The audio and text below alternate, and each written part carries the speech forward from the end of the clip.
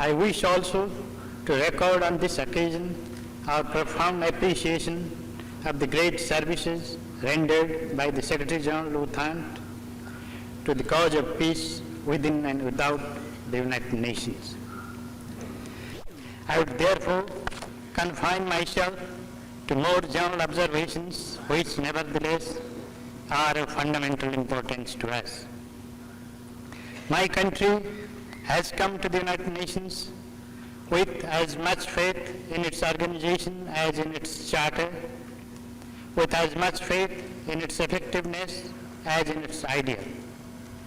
For to a small country as mine, Mr. President, the United Nations represents the ideal as well as the practical.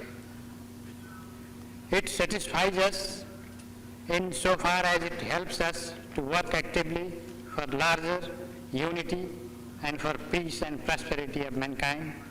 It satisfies us also in so far as it secures us morally and materially against encroachment and interference from others.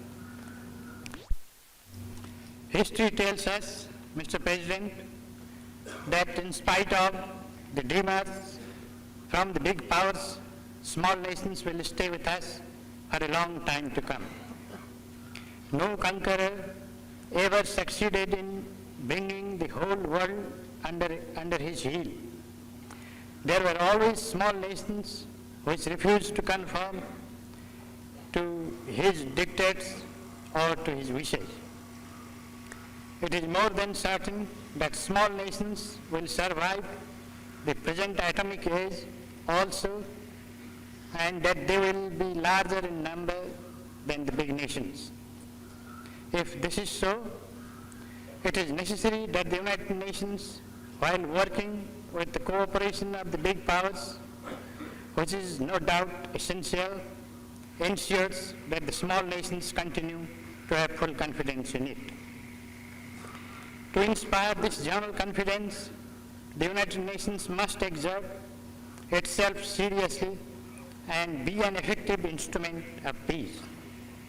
It can't be such an effective instrument, Mr. President, unless all people feel that justice is ensured to nations big and small, unless all nations big and small are in it, and unless indeed nations in general and big powers in particular are prepared to subordinate their narrow national interests to the larger cause of humanity.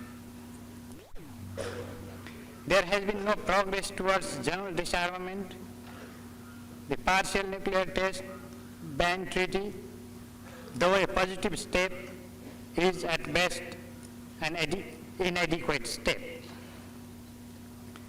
Again, there has been a positive development recently in the field of nuclear non-proliferation, as the United States and the Soviet Union have agreed on a draft. We have welcomed this as well as other positive developments. But this little progress made towards non-proliferation in the form of an agreed draft has been more than neutralized.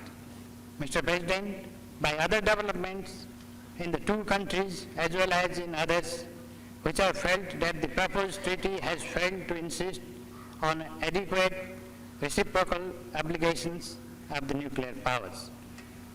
However, the improvement in the Soviet-US relations is genuine. This relaxation of tension between the two countries should be reflected in the increased effectiveness of the United Nations. But that is not yet the case. The ever-explosive German problem has always remained outside the United Nations and has remained unsolved.